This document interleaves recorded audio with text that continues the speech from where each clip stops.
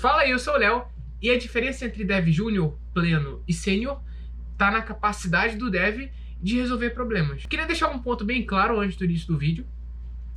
Um Dev ser Júnior ou Pleno ou Sênior em uma tecnologia não faz ele ser também na outra, tudo bem? Por exemplo, se eu sou Sênior em Python, eu não sou automaticamente Sênior em JavaScript, tá bom? Mas claro que eu já vou ter chegado numa malandragem tão grande que quando eu for estudar outra linguagem, eu vou percorrer esse caminho de Júnior, Pleno e Sênior muito mais fácil. Galera, a divisão entre Júnior, Pleno e Sênior é bem relativa. Não tem uma regra específica. Tem um conjunto de características, claro. Mas, se você olhar na visão da empresa que está contratando, eu acredito que fica mais fácil ver a diferença entre eles. Por que uma empresa contrata um Pleno? E o Sênior? Ah, e o Júnior? Não, o Júnior é só para... porque eles são bonzinhos e querem botar as pessoas no mercado de trabalho. Isso aqui é uma pomba. Não é, né? Cada um tem o seu motivo e a utilidade para a empresa. Vamos começar então pelo Júnior. Galera, o Júnior é o que é mais relativo de se falar em questão de experiência. Porque, pensa comigo, você abriu o Visual Studio Code, escreveu um H1 lá e botou Oi. Você já pode se considerar um desenvolvedor Júnior? Não, né? Isso é ridículo, óbvio que não, né? Por que não?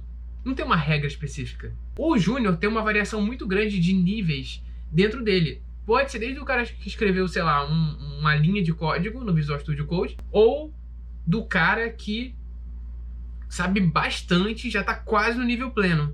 Então, como o Júnior é muito relativo, tem essa diferença muito grande de experiência dentro dessa categoria, eu gosto de separar no meio em duas. Galera, isso é uma coisa que só eu faço, tá? O mercado não existe isso, não. Eu gosto de separar o Júnior em desenvolvedor Júnior produtivo e não produtivo. Vamos trocar aqui, na verdade. Não produtivo primeiro e produtivo depois.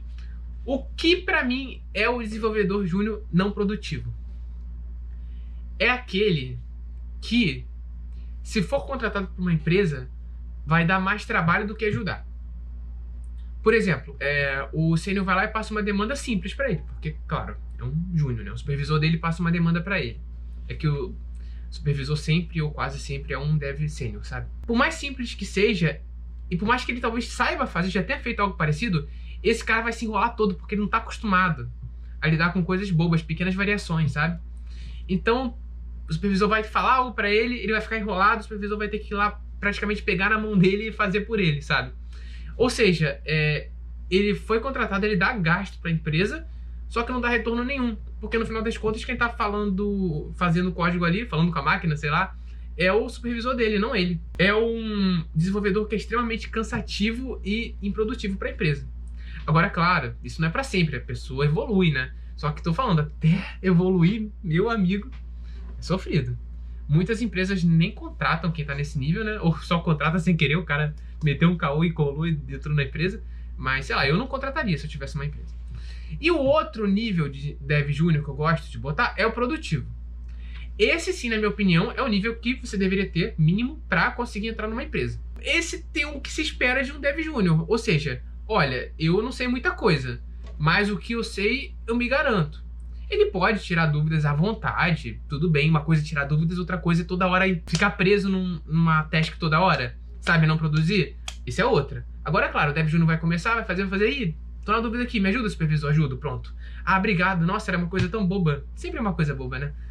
Nem esperava. Aí vai, trabalha e outro problema de novo, sabe? Isso é o que um Dev Júnior deve ser, pelo menos. Ter dúvidas, ter algumas dúvidas, mas conseguir produzir de fato. Aí sim, isso faz muito mais sentido de ser contratado, porque ele é uma mão de obra barata, comparado às outras, mas ele já produz algo. Então a empresa ali quer economizar, mas quer pelo menos ter mais um Dev para ajudar os outros, contrata o Júnior, tudo certo. Um Júnior que seja produtivo minimamente, né? E beleza, subindo agora o nível, a gente tem o Dev Pleno.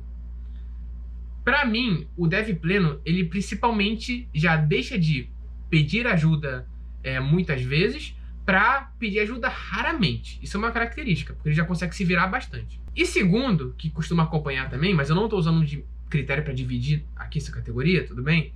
É que ele já começa a escrever códigos bem mais limpos, né? Começa não, já escreve códigos bem limpos e entende o que está sendo implementado ali. Tipo, tive um problema e, putz, pesquisei, o Stack Overflow solucionou, copiei, colei o código e acabou. Pô, o Pleno pelo menos vai entender por que estava certo aquilo ali. Por que o que ele estava fazendo antes estava errado, sabe? Ah, Léo, então o Júnior não faz isso? Pode fazer, tudo relativo, não tem uma regra. Mas, no geral, pleno costuma ser assim. Olha, por que uma empresa contrataria um pleno? Custo-benefício. Ao invés de gastar um pouquinho com o júnior, que vai dar bastante trabalho para pegar o ritmo, gasta um pouco mais, ou um pouquinho a mais, dependendo da empresa, né? Os salários variam muito. E vai ter um cara que é bem mais produtivo, que se vira sozinho. Super vale a pena também. É jogo contratar esse cara. É o que a maioria das empresas preferem, né? O ser humano tende a escolher algo ali no meio termo. Sei lá, é algo no nosso DNA. E faz sentido, né? Eu acho que evolutivamente. E subindo outro degrau, a gente tem o sênior. O sênior já tende a ser aquele cara que não precisa de ajuda nunca e ajuda os outros. Estou falando não precisa de ajuda na área dele. Claro que se o cara é sênior front e a empresa bota pra mexer no back, bom, não tem problema nenhum ele pedir ajuda pra alguém e tal, mas no geral costuma se virar, hein? Até quando não sabe nada. E esse cara, ele tende, ou essa mulher, tende... Eu falo cara pra mim é universal já. O cara é uma entidade, não é um homem ou uma mulher, sabe? E essa pessoa, ela já tende a entender completamente o que está sendo feito ali no código. Por que aquele código tá rodando certinho. E até mesmo, vira até visões da Raven, começa a prever o futuro. Eu digo isso no sentido de... ele olha para um código e fala, isso aqui tá funcionando, mas lá no futuro pode dar pau por causa disso, aquilo, tal. Em produção pode dar problema, mesmo que em desenvolvimento esteja certinho. Enfim, ele entende o código nas camadas mais baixas possíveis, sabe? Ele entende o código, digamos, quase completamente. Então é isso que se espera de um sênior. E o legal é que o sênior, ele acaba deixando de ser apenas um dev e começa a ter uma tarefa, assim, empresarial. Ele vira um gerente. Ele não é só o desenvolvedor, ele é o gerente de uma equipe. Isso, em todas as empresas que eu trabalhei, aconteceu, realmente. O cara que manda na equipe de TI é o desenvolvedor sênior.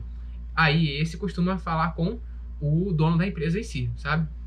Costuma ter uma conversa entre eles para ver qual é o futuro das demandas, e aí ele passa pra gente. E ele faz também, entendeu? Além de manter o controle do que está sendo feito e tal, ele costuma fazer junto com a gente. Isso se a empresa não usar o Scrum, né? Se usar a metodologia Scrum, sei lá, é um pouco diferente. Mas eu não sei, até hoje eu nunca tive a oportunidade de trabalhar com Scrum. Tenho muita vontade, inclusive. Mas acho que em breve eu vou. E por que uma empresa contrataria esse cara? Pô, mais caro? Vou no custo-benefício e acabou. Mano, imagina que eu tô abrindo meu negócio. E eu não entendo nada de programação. Eu falo, eu quero abrir isso aqui, mas eu não sei como fazer nada. Você confiaria em contratar um júnior? Não. Suicídio, né? Vai perder seu dinheiro. Um pleno? Putz, arriscado, não sei. Talvez sim, talvez não. Pô, não. Se você tá fazendo a base do seu negócio, tem que ter raízes fortes, digamos assim. Então você vai contratar um sênior, que faz muito mais jogo e sentido, né, para o seu negócio. Tu vai gastar mais? Vai. Mas você vai garantir que o início, pelo menos, do seu negócio, ali a base, não o início, a base, tá firme. Foi feito por alguém que entende o que tá fazendo. Então é de suma importância ter o sênior. Por isso que até tem mais vagas para sênior do que pleno, cara. Enfim, é uma coisa de louco. Eu já vou falar mais sobre as vagas, mas basicamente é isso. A empresa contrata um sênior, normalmente porque tá começando a área de TI, e precisa de alguém que entenda a fundo sobre as tecnologias que vão ser usadas. Tá, então vou fazer um resumo aqui do porquê as empresas contratariam cada um. Vamos lá. Vamos tentar entender o ciclo de vida da empresa. Digamos que eu tenho uma ideia genial, que seja um web app irado. O que eu vou fazer inicialmente? Contratar o sênior para construir a base do meu negócio. Vai ser caro? Vai, mas não tem jeito. O negócio vai crescendo, daqui a pouco começa a ficar cansativo pro sênior fazer tudo sozinho. Precisa de mais gente para ajudá-lo. Pô, vou contratar outro sênior? Suicídio financeiro. Pleno? Seria bom, né? Já se viram ali e tal. Pô, mas a empresa tá começando. Então eu vou contratar um júnior, que é o mais barato que eu consigo pagar. Um júnior que não seja produtivo? Não, porque isso vai ser dor de cabeça. Ou se o cara tiver um coração muito bom, quiser pegar alguém que não tenha conhecimento nenhum e melhorar, tudo bem, fica à vontade. Mas no geral um júnior, né, que pelo menos já consiga andar com as próprias pernas. Beleza, contratou. Precisa de mais gente. Contrata outro júnior, assim vai. Digamos que daqui a pouco tenha um sênior e, né, os 5 júniors, sei lá. Começa a ficar meio estranho ter tanto júnior, porque a empresa vai continuar crescendo e vai ter o quê? 20 júniors? Um sênior ajudando 20? Não dá, né? Então alguns desses começam a virar plenos né? Que já pega experiência também, claro. E aí ajudam os júniores.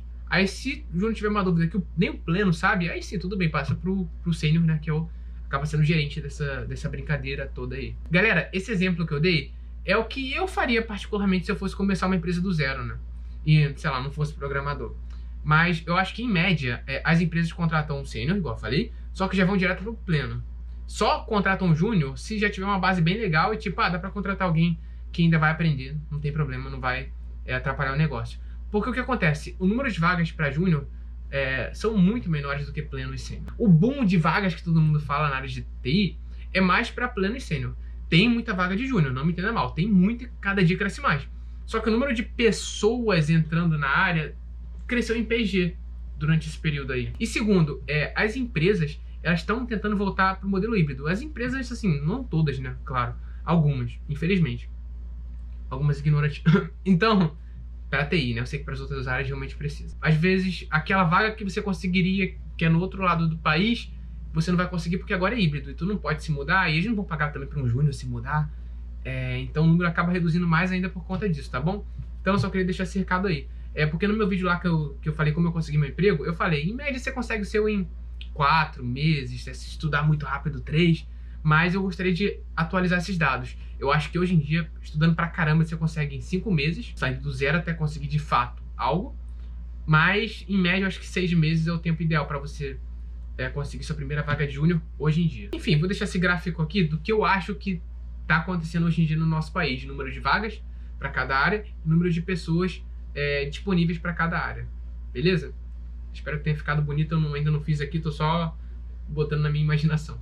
Tá, olha, em quanto tempo eu consigo ser cada uma delas? Ó, eu vou falar aqui uma média. Se eu chegasse para tu e falasse, com quantos anos você se considerou um adulto? Você ia falar, talvez, 20. Não, eu com 15 já era considerado um adulto, já me considerava adulto. Varia de pessoa para pessoa, mas a média, né, o que foi convencionado, digamos assim, é o quê? 18. Então, as idades que eu vou falar aqui de tempo de trabalho são uma convenção, tudo bem? Não leve ao pé da letra. No geral, júnior costuma ser de 0 a 2 anos de experiência, pleno de 2 a 5 e sênior de 5 até o céu é o limite. Ah, Léo, só faltou falar de salário. Poxa, é o que move o mundo, né? É porque é muito relativo. Se eu falar uma média, eu posso não representar nenhum dos dois pontos, sabe? Só pra você ter uma noção, então, o júnior, eu já vi vagas que pagavam 1.000 e pouco, até vagas que pagavam 6 mil. Caraca, Léo, então o pleno pelo menos ganha 5 a 6 mil. Não, você pode arrumar uma vaga de pleno que paga 2.500, sabe? Ou então você pode conseguir uma que pague 8 mil. Acho que 8 mil não, mas 7 mil assim no Brasil consegue. Então tá vendo, é muito relativo. Fica chato de falar que eu vou ficar aqui chutando valores. O que você pode fazer é abrir o Google, ver a empresa que você está interessado, joga a área lá e joga Glassdoor. Aí você vai ter uma noção do preço de um dev para eles lá. Então, resumindo é isso, espero que tenha deixado mais claro a divisão entre júnior, produtivo e não produtivo, pleno e sênior para mim e para a visão da empresa. Se você gostou do vídeo, deixa o like, qualquer coisa comenta aí, será um prazer responder, tá bom? E tamo junto, valeu.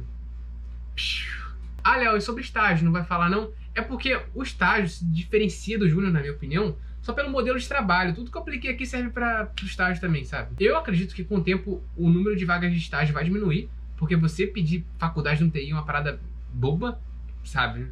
As pessoas sabem que hoje em dia não faz muita diferença, porque, né, pra você ser estagiário você tem que obrigatoriamente ter uma faculdade. Dev júnior não, faz o que a empresa quiser. Ah, né, mas é porque o estagiário ganha menos que o dev júnior, por isso faz sentido pra empresa. Cara, não tem um papel escrito quanto tem que pagar pro cara. Se você quer dar a chance de alguém crescer, pegar uma pessoa que não sabe programar quase nada, tudo bem, contrata como desenvolvedor júnior e paga um saláriozinho de estagiário, igual o que ganharia se fosse estagiário. Fechou. Tá ótimo, a pessoa vai adorar. E você vai contratar alguém que, né, vai ficar super grato por você também, pela oportunidade. Então, sabe, é um troço estranho. Eu mesmo fui estagiário, mas eu mesmo assim, olhando pra trás, eu penso, mano, não precisava ser estagiário. Pô, podia me contratar como dev júnior mesmo. Mas enfim, por isso que eu não falei de estagiário, tá bom? Mas já tô prevendo aqui que alguém vai perguntar nos comentários, então tá respondido. Leozinho Mandinar, sempre prevendo o futuro. Tamo junto então, valeu, tchau, tchau.